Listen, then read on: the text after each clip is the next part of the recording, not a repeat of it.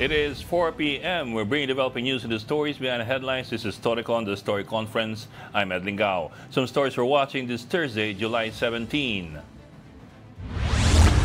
A minor phreatic or steam-driven eruption occurred at the Taal volcano at around 3:10 p.m. today. Monitoring data from Phoebox placed the eruption at the volcano's main crater, followed by plumes of steam. Before Taal's phreatomagmatic eruption, the Philippine Coast Guard divers recovered a plastic sack from Taal Lake, whose contents remain unknown. So far, 4 sacks have been recovered from the search site, yielding 91 bones, 6 of them confirmed to be human. The rest are undergoing DNA testing by the PNP Forensic Group. Tropical Depression Crising maintains its strength as it moves over the sea east of Catanduanes. As of 11 a.m. today, Crising was spotted 520 kilometers east-northeast of Huban, Sorsogon.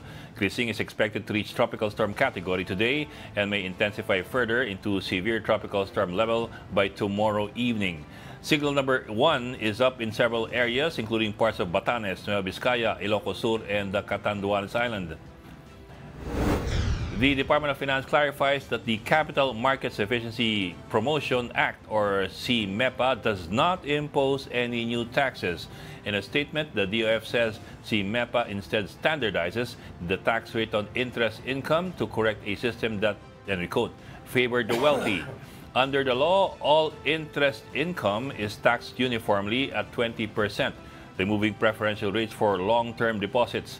The department says this aims to level the playing field by eliminating what they call unfair advantage of tax-exempt and lower taxed long-term savings.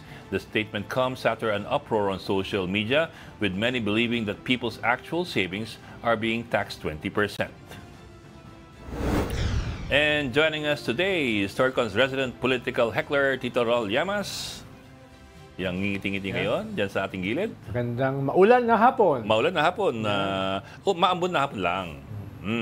And from the Philippine Star, of course, we have Editor-in-Chief, Ms. Ami Pamintuan. Uy! Uy! Uy! Uy! Hi! Good afternoon. Hindi magandang afternoon. Heavy rainfall daw ang forecast, ha? For Metro Manila. Parating na eh. Today ba? Today? Parating yung bagyo. Parating Heavy na. rainfall. Hindi naman. Mag-uumpisa tonight siya. Tonight. Yeah. There you go. Actually, kagabi, malakas na. Yeah. Going to the weekend. Going to the weekend. Yan meron ng ganyang warning ang Pag-asa. Baka sabihin nyo na naman, di nag-warning ng heavy rainfall. Inunahan talaga eh. Teka, wala ka pa sinasabi. Oh yan, very Hindi, gusto na nga daw imbestigahan, baka mag-imbestiga sa Congress tungkol dun sa Dolomite Beach. Kasi sinisisi nila, di ba? Kaya daw bigla nagkaroon ng bigla daw lumala yung baha dun sa Manila. Pero Ami, teka, preno muna. Meron pa tayong, meron tayong precursor event. Sige muna. Very sunny. Sige. Very sunny ang attire ni Sunny? Very sunny. Siyempre kasi, kapag malungkot ang weather, kailangan masayang kulay. Yan. Allow me to modify. Tingnan mo yung kanyang pagkakahiwa. Parang rays of the sun eh. Di ba? Parang mga rays. Hindi, yan. Sunny with a hint of clouds. Di ba?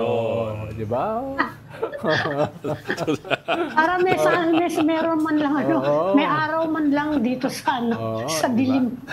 Talagang may sunny with a hint of clouds. Sige. Teka, Ami, ano muna yung top story nyo? Yan na nga, yung mga binasa mo rin. Yung si General Estomo, dadagdag ko lang yung mga nabasa nyo na. Si General Estomo humihingi ng apology kay Totoy, kay Julie Patidongan. Talaga daw hindi siya kasama dun sa Alpha. Yan. Ba't siya humihingi ng apology? Tapos Ba't siya humihingi ng apology? Hindi-deny siya. Hindi daw, ididemanda daw niya si Totoy. He's demanding an apology from Totoy. Akala ko siya nag-apology. Hindi siya humingi ng apology sa atin. Tapos si Justice Carpio, sabi niya, dapat daw ang Supreme Court should limit itself to constitutional issues. Diyan sa matters related to the impeachment. Yung impeachment, naghihintay tayo ng mga bago ngayon. Pero yan so far, sa impeachment. Hindi siya trier of facts. No, hindi ang role niya eh. No. In previous cases pero of tinatanong impeachment. natin, di ba? Kasi yung facts na hinihingi nila related kasi dun sa constitutional issue. So medyo gray area. Pero Hindi natin alam eh. Pero amin, hindi naman constitutional kung nabasa o naintindihan yung articles of Yun na nga, impeachment. Well, actually, that's Because it had nothing to do with the Constitution. that was a touchy part when the Supreme Court asked or inquired whether the congressman bothered to read Hindi pa, parang ang tinatanong doon yung, yung ministerial, idinaan nyo ba yan sa mga membro? Although ano bang pakialam ng Supreme Court Wala doon, di ba? silang pakialam doon eh. Presumption, Nagbotohan na yung plenary, ano pa magagawa mo doon? may presumption of Hindi mo pwedeng regularity. tanungin yun. May presumption of regularity. Paano actually, sa ating jurisprudence, tinatanong mo lang yon kung mentally incapacitated. Oh, yun pala Yung tinatanong mo. Oh, di pwede. yun yung halimbawa, yung pumirma ka, ang presumption doon, naunawaan mo yung pinirma mo. Kaya hindi mo pwedeng gamitin yung... hindi ko binasa yung hindi mo pwedeng gamitin yun sa isang perjury case. Sa isang perjury case, hindi mo pwedeng gamitin yung excuse na hindi ko nabasa. I did not read the fine print. Dahil yung presumption, nabasa mo. Lalo na... Dahil titingnan natin kung ano yung magiging reaction, yung single official reaction ng prosecution team ng House. At saka may bago pa lang ERC, Energy Regulatory Commission Chair. Baka kilala nyo, tatanong ko sana si kaya lang wala siya. Si Saturnino Juan. Baka kilala yan, Ronald. Kilala, ayoko na magsalita. Malaman yun na. Oo nga. Alam mo, ang kilala ko pang ERB Tatanong ko chairman, muna si siya, Rex sana si Santiago. Reg, Ayoko na magsalita. Mahirap eh. Sabi nung lolo ko, pag wala kang masayang maganda, tumahimik ka na. Okay. Saka yung ICC, yung kampo nila, nila Duterte, humihingi ng whatever this is, status conference. Yung camp. Yan, baka naiintindihan mo yan. Ano ba yung status conference? Hindi ko alam. Ang alam ko lang, si Kaufman, nalaman ko lang kanina, kung pala yan, bata pala ni Netanyahu yan.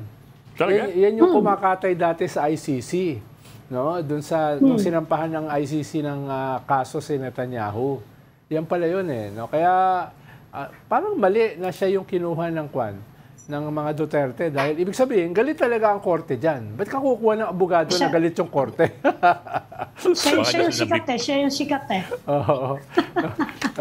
And tapos the Laila de Lima case kung saan yung mga prosecutors are appealing. A correction from yesterday, kasi we were talking about it yesterday, tapos sabi ko, from what I recall, yung National Prosecution Service is autonomous from the DOJ Secretary more or less. Hindi pala, it's under DOJ. I checked last night, there's a law that was passed in 2010, created National Prosecution Service. It's entirely under the supervision and control of the Justice Secretary. Of DOJ. My apologies there. Kaya nga tinatanong ko si kung alam nila kung bumusina nga ba kay Secretary, saka kay Prosecutor General, yung mga prosecutor, kapag ganyan kalaking move, hindi pwede. Kailangan na ng signature eh. Oo. Nag-prosec general kay Kaya Padulong dapat. sigurado alam. Tsaka dapat tumimbre yan Hindi naman nagprotesta si Secretary Remulla na Remulla. lumabas na DOJ is asking, di ba? Pero Hindi na yan eh. Pero makikita natin kasi kung magpo-prosper yan eh. Almost double jeopardy yan eh. Kaya tingin ko ay pag-aaralan nila maigi kung magtutuloy-tuloy siya. Although sinabi yan nung kaibigan mo nung panahon pa niya your good friend Harry? si former spokesperson Harry, sabi niya, Good friend. pwede pa daw yung questionin dahil nga dun sa question on the recantation. Dati na niyang sinabi yan eh. And in fact, I think I remember, meron ng some of the prosecutors, sinabi nila, kikwestiyonin nila yon na bakit na binagyan ng weight yung recantation na ganon, which happened several years after. So sabi ko nga, hindi siya nakakagulat yung ginawa nila. Although yan nga, may test yan. Baka maging triple jeopardy nga. Although, as a matter of procedure, I was talking last night to Domingo Cayosa, dating presidente ng Integrated Bar of the Philippines. We were talking to him last night sa night. He was making the distinction Sabi niya, iba yung appeal, iba yung motion for reconsideration. In this case, baka makalusot o baka payagan ang MR. Again, this is his point of view. Kasi sabi niya, an appeal is made to a higher sa court. Taas. I-appeal mo yung decision, for example, ng RTC sa Court of Appeals.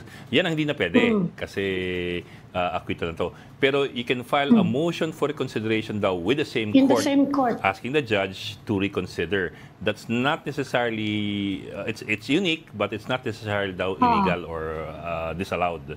So, may ganung Hanggang possibility isang daw. MR yata ang pwede mong i-file eh. Pero Hanggang ano- isa lang. pero ano ba Pag tinapon final? na yan, the end na yan. Pero ano ba final ng DOJ? MR. DOJ, MR dun sa RTC. MR. Oh, MR, with the oh. Muntinlupa RTC. RTC. So they were asking the judge to reconsider basically. Hindi siya appeal to Paano kung appeal, CA. papasok sa double, triple jeopardy yun? Kung mag-appeal ka sa higher Oh, court, then triple, yun, no. ayun, baka mag-double jeopardy talaga. So may ganung nuancing daw, sabi ni Egon Cayosa. Anyway, Yes. for our consumption, something you learn new every day. Among other Yeah. things na kasama doon, each lawyer has his own opinion. You have as many opinions as you have lawyers in this Saka country. yung mga istorya pa, yung bagong Pong-Say siya, highest disapproval rating daw for this administration in managing inflation. No, taas 67 ba yan? 67% yata yan. The highest so far in managing inflation. 67 or 66, hindi ko matandaan.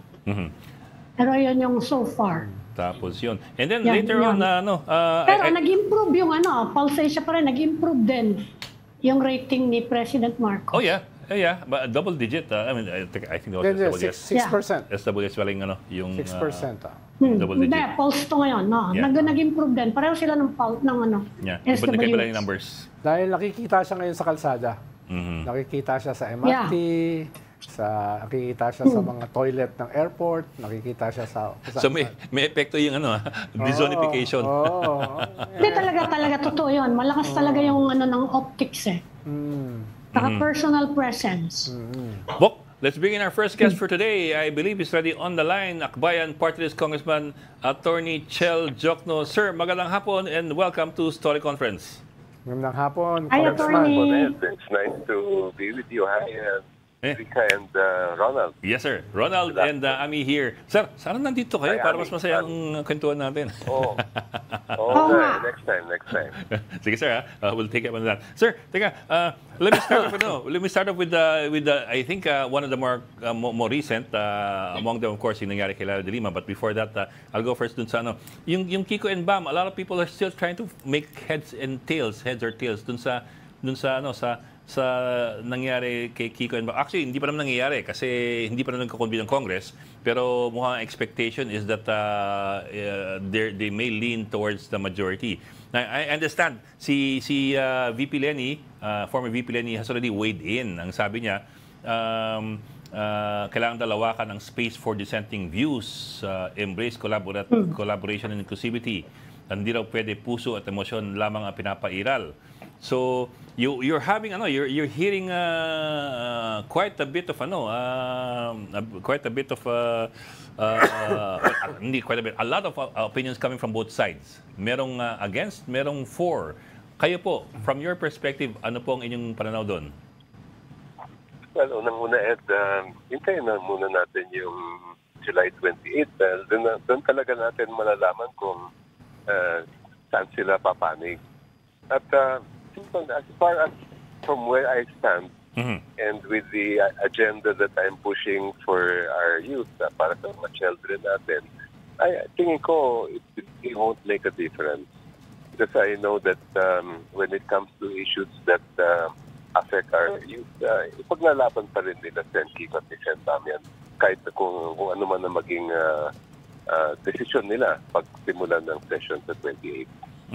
So kahit saan silang panig, whether majority or minority, you're confident that you can count on them.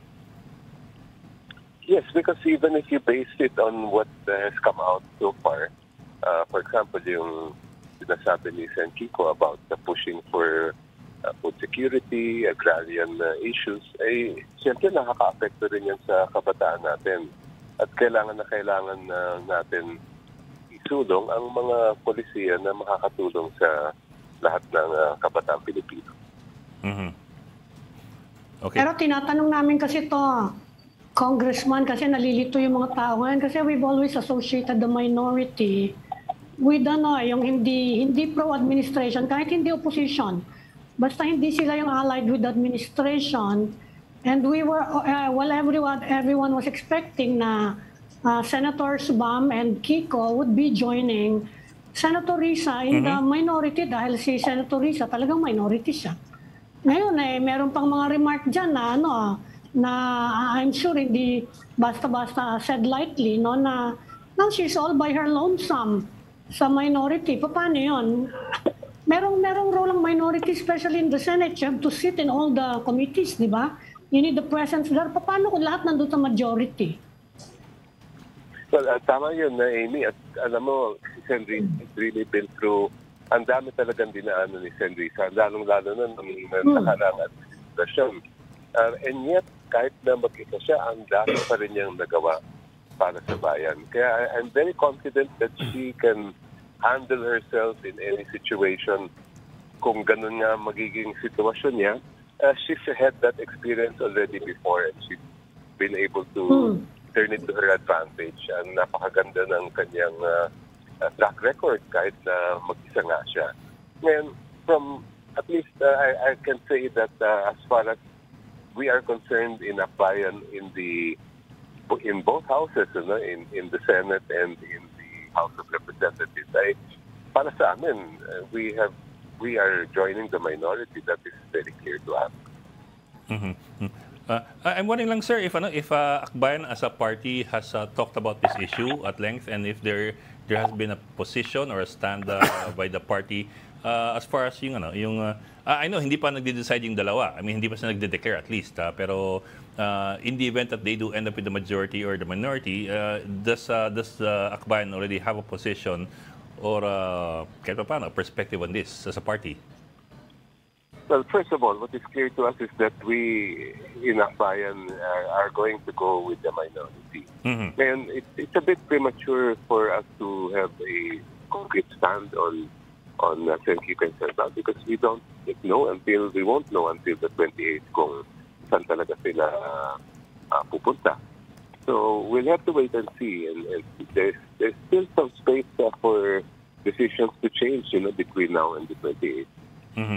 Pero sir, isn't there any concern at the very least? Kasi we are seeing some disappointment kahit paano from several supporters of both Bam and Kiko.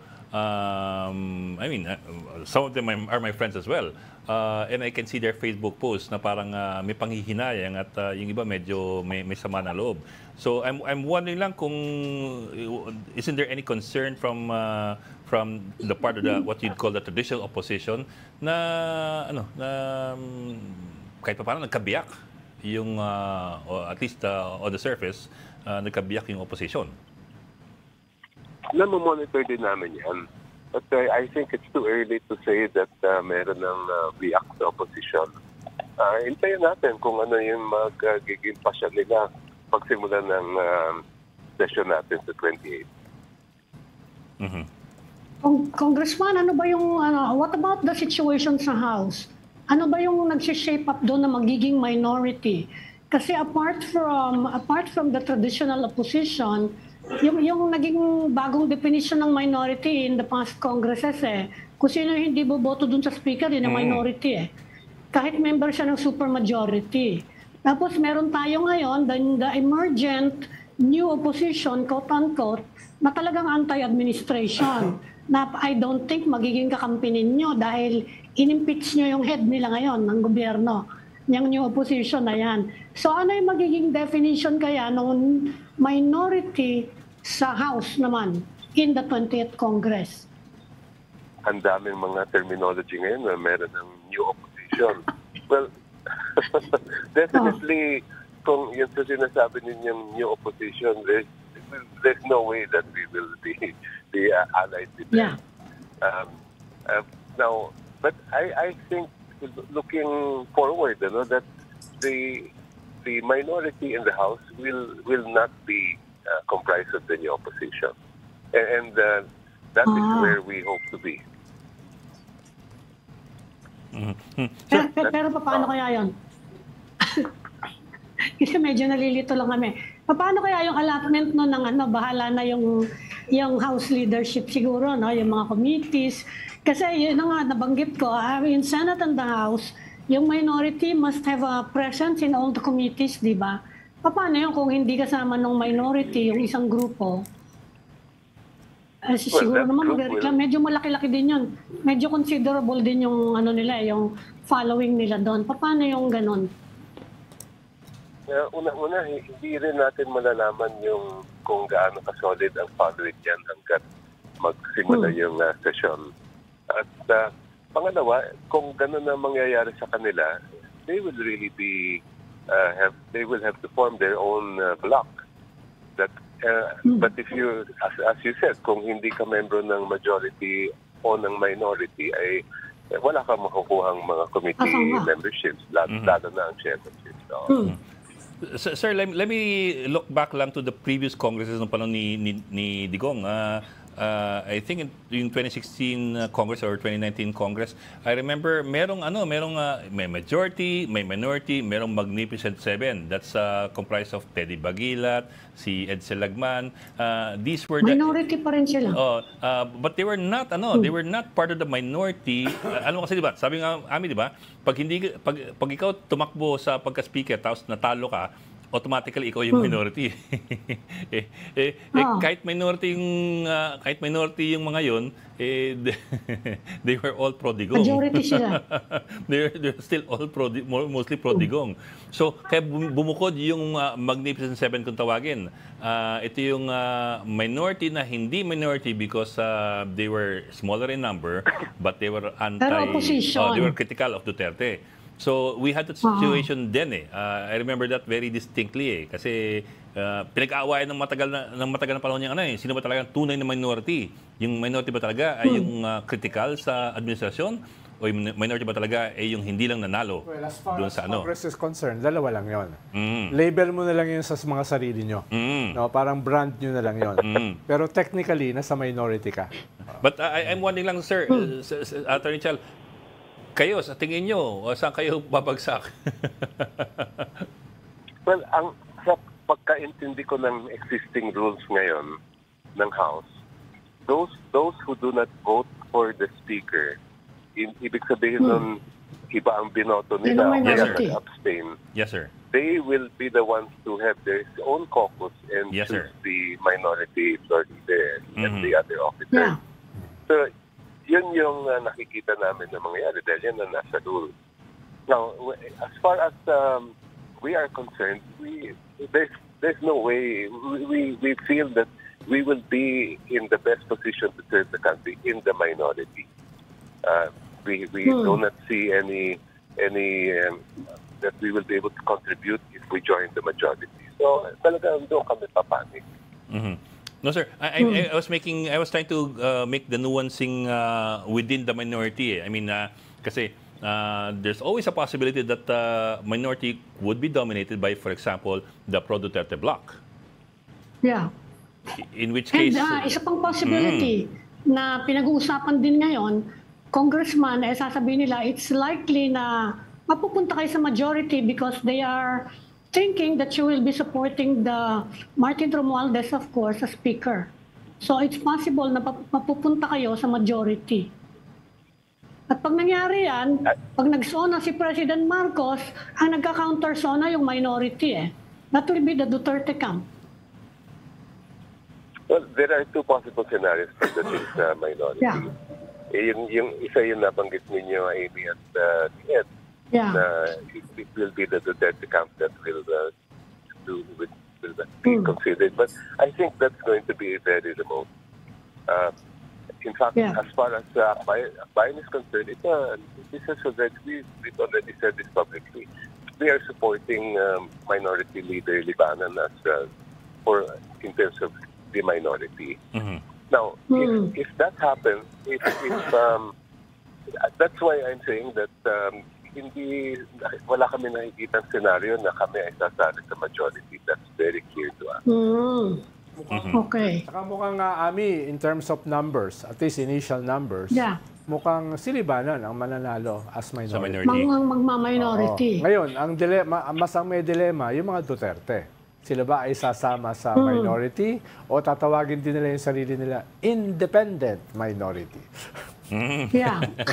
that phrase, independent But minority. technically, no, kung hindi sila boboto sa majority, technically nasa minority sila. Pero Minority sila. pero hindi yeah. sila yung pandon. Hindi sila yung leader. Oo. Sige, ito pa, yung mga nuancing lang ng terminology natin. Nuancing na rin. Accurate pa rin ba, Congressman, na sabihin, i-describe yung minority as the opposition? Kasi for the longest time, yun ang iniisip natin eh. Pag sinabi mong minority sa Senate and the House, opposition yung tingin namin doon eh. Sa ngayon, ganun pa rin ba? Well, I cannot speak for others who would be joining the minority kung sa nakikita natin scenario. Pero as far as we are concerned, we will call out whoever it is who's abusing power. It doesn't matter to us kung saan galing, saan kampo yan. And I think that we will have other colleagues who will do the same. Yeah. For example, sila Kong Laila de Lima and then others who are also progressively minded as we are, I'm sure they will not hesitate to call out when needed. Siguro yung mahalaga ngayon, Ami, Ed, ay nangyayari lahat itong usapin ng minority, majority, sa context nung kinuha si Digong ng ICC. Sa context ng may impeachment si Vice President Sara na ongoing ngayon sa Senado. At saka sa context na kakatapos lang ng midterm election. At panghuli, ay ang susunod na election is a presidential election sa 2028. So, yung usapin ng minority majority may shape, no, yung direksyon papuntang 2028. Sino ba maglalaban sa 2028? So, yan yung additional context dito sa pinag-uusapan natin. Sir, pahabol lang, before we move on to other issues like the impeachment, di ba, you're being looked at as one of those to be tapped as a part of the prosecution dun sa impeachment, of course, against former Senator Laila de Lima. May bearing ho ba dun if you are part of the majority or minority, or walang bearing yun? You can be part of the impeachment prosecution team even if you're in the minority? Wala naman ako nakikitang magiging problema pagka ganun. Congressman, are you formally a member na of the prosecution team? Not yet. We will only know once the session open and if we are appointed by the House. Pero you are aware of the Supreme Court order to the House, ano? Baka pwede namin kayo hinga ng comment dun sa yung nire-raise nga na point ni Ronald na tinatanong yung mga prosecutors, tinatanong ng House actually, yung bumoto. Nabasa ba ng mga member ng House yung complaint? Oh, well, yung ganong takbo ng tanong. Yes. Kasi merong mga nagsasabi, yung takbo nung order ng Supreme Court, parang nagve-venture na sila into being a trier of facts na hindi dapat mangyari. In fact, may comment nga si former Supreme Court Justice Carpio, dapat daw the Supreme Court should limit itself to constitutional issues. Kung nabasa niyo po yung order ng Supreme Court, baka meron kayong comment. Hindi pa naman kayo member ng prosecution, hindi pa naman kayo maano siguro. Ma-censure. May mas malalim na issue dyan eh. Kasi there are two different powers at issue here. Yung una, yung kapangyarihan ng Supreme Court na maging check sa grave abuse of discretion. Constitution yan. Yes. Yung pangalawa, yung sole power ng Senado bilang impeachment court to hear and decide the impeachment case. Ngayon, nag-convene na ang impeachment court. So, nandyan na siya. Ang tanong, for example, maraming mga pwedeng maging very maging hairy issue dito. Number one, puro tanong ito can the Supreme Court, using its power to check grave abuse of discretion, order the Senate as an impeachment court to submit information? Para sa akin, malaking tanong yon. Kasi nag-convene na ang Senate. And once the Senate convenes as an impeachment court, it is the only exclusive power to try and decide the case. So, the Senate as an impeachment court is not part of the judicial branch. I don't think that there's going to be a big constitutional issue. Can that happen? Second, yung issue ng the government will have to find a way and the country will have to find a way. How do you balance those two powers? Klarong-klaro sa ating konstitusyon. Pag maupo na ang mga senator bilang judge at convene ang impeachment court, sila at sila lang ang pwedeng maghusga sa impeachment case. Now, what happens if, let's say, the House and the Senate submit the required information to the Supreme Court, and then, ang scenario lang ito, and then the Supreme Court says, well, all of this is invalid. Pero ang sabihin naman ng impeachment court, ay hindi, tutuloy namin ang trial. Ay ngayon, magkakaroon talaga ng constitutional crisis yan pag ganun ang mangyari. All of this could have been avoided. Number one, if the Senate had already started the impeachment trial months ago, then hindi na ito magiging issue now. Or number two, if the Supreme Court had issued this directive before the Senate convened, yung mga petition na inihain sa Supreme Court, February pa yun final. So there was a big, there was a lot of time for the court to have issued this directive earlier. Ngayon na lumabas lang ito ngayon at nandiyan na yung impeachment court, this is going to raise a very unprecedented constitutional issue. Sir, are you saying, sir, tell me if I'm getting this right, are you saying that questionable yung pagkaka-order ng Supreme Court sa Senate Court to submit information? Kasi you were saying, can the Supreme Court, using its check power, order the Senate Court to submit information? So is it questionable? I mean, is it something that is an overreach on the part of the Supreme Court? Well, it's something that even us in the legal community are wondering about and raising questions about, because it's like you have two courts that are totally separate from each other. Yung impeachment court, sui generis yan eh. Hindi naman yan bahagi ng any court system. It only comes into play pagka may impeachment articles na umabot.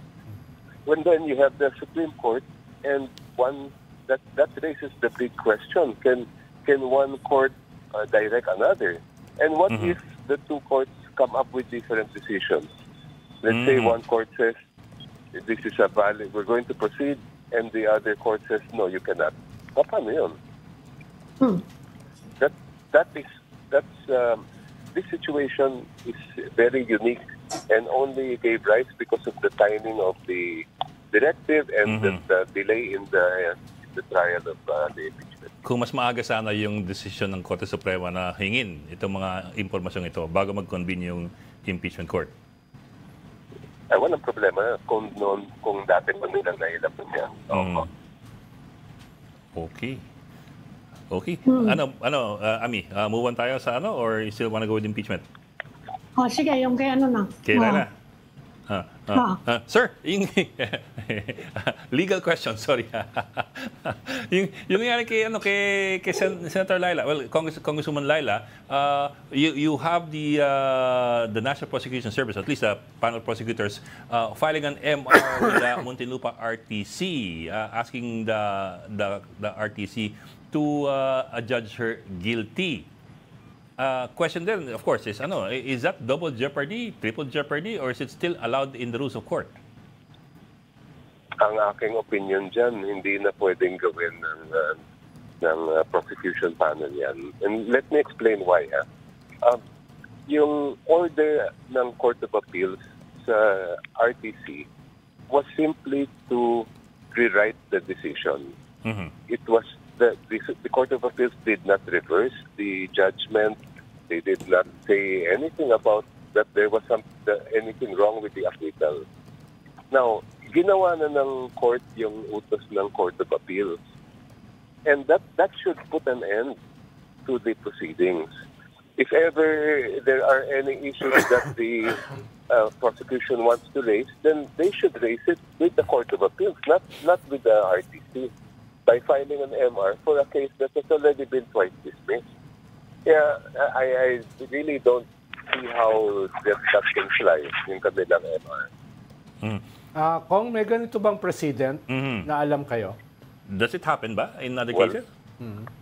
Not in the first place, wala akong alam na precedent na yung ginawa ng Court of Appeals na binalik nila sa RTC to rewrite the decision. That to me is unique, and that's something that I am not aware has happened before in the annals of our judicial history. Of course, there have been situations where similar orders are made, pero ibang context sa context nito.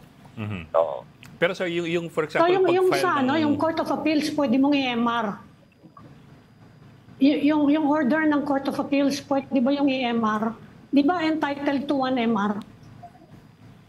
Ang maaari nilang gawin na ini ay from the Court of Appeals, iakyat nila sa Supreme Court. Acquittal. But you know, for me, pero acquittal yan eh. Ang pwede lang iakyat, di ba, conviction? Kasi ang iakyat nila yung naging ruling order ng Court of Appeals. Oo, right. Hindi mismo yung... Pero bago siya umakit sa Supreme Court, di ba kailangan mag-MR sila? You have to exhaust all remedies first. Hindi. It's not required in all situations, especially in a situation like this. Pero sir, okay. Pero sir, yung pag-file ng MR with the same court to try to overturn an acquittal, has that happened before? Same court, within the same court, RTC pa rin. Na-acquit, if there are other examples, meron na bang na-acquit before ang RTC tapos nag-file ng MR yung mga prosecutor to reverse the acquittal? That in itself is already double jeopardy, yes. Kasi klaro naman ng Constitution dyan, you cannot twice be put in jeopardy. And by filing an MR after you have been acquitted, ay yun na yun. Kaya, it's about time, dapat, whoever is there in the government, the prosecution panel, has to move on. It's very clear that there's no basis for a case against the former Senator and now Congresswoman Laila De Lima. Don't waste any more government resources on this. Focusan nyo na lang yung mga dapat talagang i-litis at i-prosecute. Let Kong Laila serve the people as she should be doing. Well, in the meantime, nagbabalak daw sila Congresswoman Laila De Lima, yung camp niya, mag-file naman ng case against the prosecutors. Meron ba nga na yun? Malakas ba chance noon to prosper kung sakasakali? Wrongful prosecution or malicious prosecution or I don't know what you call it. Malakas ba chance noon sa legal system natin? Well, I'm not sure kung ano talaga yung pinaplano nila Congresswoman Laila, pero dapat lang man lang ay magkaroon din ng pananagutan yung mga pumipilit na ibaliktad yung klarong-klarong acquittal na dapat na maging final na. Okay. Ikaw, Bok, matabal ka. Si Tito Ronald, Nabigyan ko lang yung aking legal opinion earlier sa double-triple jeopardy. So, magde-defer na ako sa tunay na abogado. Magde-defer na ako. Kanina nagpapanggap lang ako learned. To the former chairman of the Philippine Justice Group. May time pa ba tayo? May konti pa, Bok. Pero quickly na kasi mag-gap na tayo. Sige na, go. Hindi, kumustahin ko lang yung mga preparation ng opposition kasi yun ang sinasabing, yun ang mga speculation ngayon eh. How is the opposition traditional, not the new one, preparing for 2028? Kasi with the showing ninyo in May, lumakas siya na inaasahan ng mga tao and they were expecting, kaya nga maraming ganyang question kay Bam and Kiko, they were expecting magko-consolidate kayo para malakas yung slate in 2028. Kumusta yung ganyan ngayon at this point, Congressman, sa opposition? Uulitin ko lang yung sinabi na ni Risa Ontiveros. na dapat magkaroon ng proseso ang oposisyon na ngayon pa lang, maaga pa lang, ay pag-usapan na natin kung paano yung pagpipili ng standard bearer for 2028. We have to learn from our past experiences that we cannot wait and we must already be preparing now na. Yeah. Yeah. Okay. Sir, Pablo na lang, before we let you go, I think you filed a bill on regulating or tightening regulations on and access to e-gambling websites. Can you run us quickly through that? What do you have in mind? And I know you're against a total ban because it will just drive these sites underground. But what kind of restrictions are you looking at? Well, first of all, we're not against a total ban, but we do not think it will work at present. Okay. That's why what we're calling for is a very strict regulation of online gambling, so that they will still be within our grasp and we will be able to control them. Mahirap kung mag-undergraft na lahat yan, talaga mas mahirap talagang ma-enforce ang batas.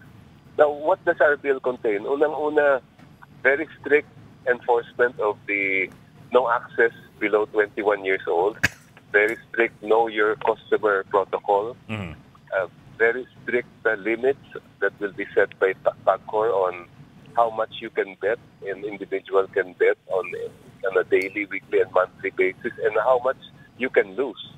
Kung ilan ang gaano kalaki ang pwede mong maipatalo. At kung ikaw ay lumampas doon sa mga limit, automatic na hindi ka pwede makakapagsugal online. Aside from that, meron pa kaming ipapataw na SIM tax, 10% on online gambling platforms that will go to rehabilitation of those with gambling addiction, education, research, and campaigns, national campaigns. Meron pa kaming provision doon na bawal ang advertising, bawal mag-advertise on all the platforms na hindi lang naman online, pati traditional media, etc. At hindi rin pwedeng gamitin yung tinatawag natin ng mga super app na may magkakalik sila doon sa mga online gambling platforms. We are doing this because sa tingin namin, ang talagang nalululong dyan ang ating mga kabataan at yung mga manggagawa din natin. And it's about time that there be strict enforcement of this practice because the social cost to our country. Okay, with that, we'd like to say thank you very much to Akbayan Party List Congressman Attorney Chel Diokno. Sir, next time, dito tayo sa studio para mas masaya, para si Ronald makaalis.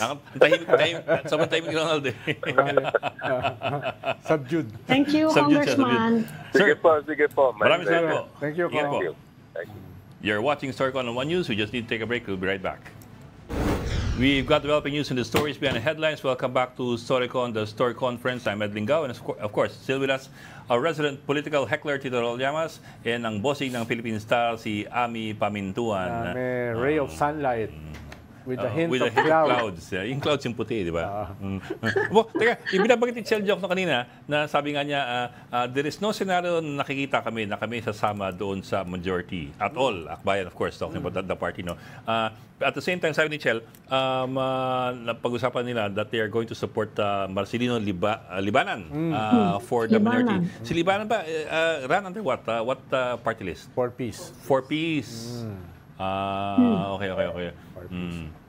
Tapos, ayan, mahirap din kasing, isang usapin din kasi dyan, minority si Risa. Hindi pwede na yung akbayan sa Senate ay minority, tapos yung sa akbayan House sa majority.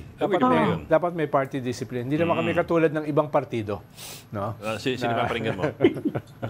So, pag majority kayo lahat. Pag minority kayo lahat. Diba? Pero what about this distinction that's being made by some na, we're part of the majority or minority not because we are supportive or opposed to the administration, but because we are supportive or opposed to the leader who is running to head that chamber. Kumbaga, they're making the distinction na we're not talking about are we pro-BBM or anti-BBM. We're talking about whether we're simply pro-cheese or anti-cheese. Personality siya. May gano'n naman klaseng nuancing. Pero the dominant pa rin na image is that pag ikaw ay minority, opposition ka. Pero within that minority, pwedeng iba-iba yung kanilang dahilan. Halimbawa, technically, kung si Pulong hindi boboto kay Speaker, technically minority siya. Minority siya. Pero hindi siya magiging leader ng minority. Because he won't have the numbers. Oo. Hindi yan kasi even the minority has to have the numbers and the leader. Mismo sa minority, naglalaban yan. Magbobotohan Kung yan. sino magiging minority leader, sino deputy minority leader, nag-election yan. Iba pa yung party list caucus. Iba pa yun. Diba? Yung party list caucus is a caucus ng mga party list na member ng majority at saka minority. Iba pa yun. Yun yung isang caucus. Like what we saw kay Mike Romero, siya yung head dati ng party list block. Iba pa yun. Parang Yung tatakbo bang speaker, Ronald, dalawa lang? Hindi. Pwede Kasi may mga iba pa kaming naririnig na pangalan eh. Of course, Toby Chanco, si Albi Benitez. Oo. So, dalawa lang ba? Marcelino Libanan lang ba and Martin? Si Martin is claiming, I think, about 100. Pero tumaas na daw ngayon. Umabot na yata ng 200 na support, ha? Si Deputy Speaker Ed Frasco, pinaalis na sa kanyang office ng Deputy Speaker. Pero duda ako kung lalaban siya as Speaker. Parang wala siyang suporta. Even sa Cebu. Even Kasi sa Cebu. may mga tumutulak na pangalan niya. Even sa Cebu, isa lang ang supporter niya. No? May report So malamang, ang mangyayari dyan, magko-coalition sila. Hindi ako magugulat So, kung si Frasco... dalawa lang ang tatakbo. Ronald, dalawa lang. Lagi bang gano'n, no? Pwedeng labo-labo. Pwedeng apat. Halimbawa, pwedeng si Frasco makipag-coalition kay Albi Benitez. No? Tapos iba, kung tutuloy si Juan, kung tutuloy si Toby Chanco, sarili siya. No, tutuloy si Libanan, sarili siya. No? So, for now, saan yun yung mga... mapupunta yung minority nun? Pag natalo yung tatlo, sino minority dun? Lahat sila minority. Lahat sila, technically, minority. Tapos mag-elect sila ng kanilang leader. So, kung sino sa kanila ang merong numbers, siya magiging minority leader. Yes. Yan ang magiging minority. Okay. Yung ma-etsipera doon, pero siya maging independent minority. Halimbawa, alam ko, si Albi Benitez, suportado yan ng isang malakas na religious group. No? So, Hindi pa sabihin kasino. Sabihin ganun eh. So, hindi naman yan mga pushover. Si Frasco, duda ako kung lalaban. Dahil mismo sa Cebu, isa lang yung kanyang supporter. Pero Si Toby, malakas ba si Toby? May pag-asa? Well, si Toby kasi, kung siya ay susuportahan ng Malacanang, no? Baka hindi naman malakas, pero baka may fighting chance. No? Pero duda ako kung makikialam ang Malacanang dyan. No? sa minority. Diyan sa election sa speakership. Talaga? Oo. Bakit? Dahil pag nagkamali sila ng suporta, no? Ay wag niyo kalimutan, ang impeachment nagsisimula sa House, di ba? Diyan magsisimula. At nag-threaten na si Vice President Sara ng impeachment kay President Bongbong. Hindi lang yun. Ang hinihingi ng Senate Impeachment Court from the House is a certification that it wants to pursue the impeachment trial of Sara Duterte. Yes. So that's pending. At hindi mo rin pwedeng i-downplay si former President, former Speaker Gloria Macapagal-Arroyo. Waiting on the wings yan. Tingin ko ngayon, may susuportahan siya laban kay Speaker Martin Romualdez. May susuportahan siya. Pero later on, hindi ako magugulat kung lalaban niya sa speakership. Si GMA. Si GMA, Not immediately? Later? Not immediately. Sa ngayon, may susuportahan siya. No? Pero later on, pag tingin niya ay hindi na ganun ka-solid magkukudeta siya. yung administrasyon. Katulad ng ginawa niya kay Bebot Alvarez. kay Alvarez. No?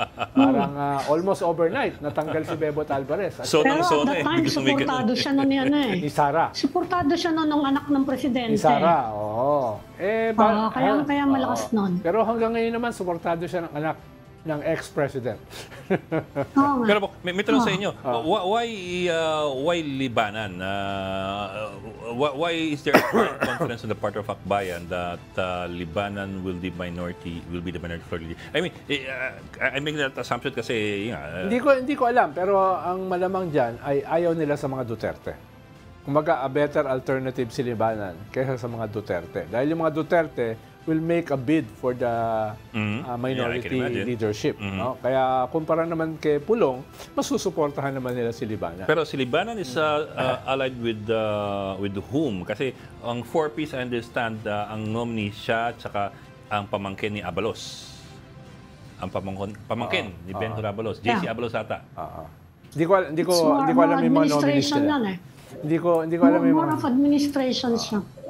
At least distant relation sa administration. Ang nais mo ba ipahiwatig ay company union? Hindi ako sasabi ko. Intigero ko talaga. Hirap sa'yo, intigero ko. Ay, OT ka na, OT. Okay, goodbye na lang tayo. Maraming salamat for joining us today. Aming pamintuan na bossing ng Philippine Star and Ronald Llamas, bossing ng mga lukaret ng mga heckler, mga political heckler. Join us again tomorrow at 4 p.m. for the Storycon. I'm Ed Lingao. We are One News, all sides, all the time. This is the Story Conference Group or the Storycon Group.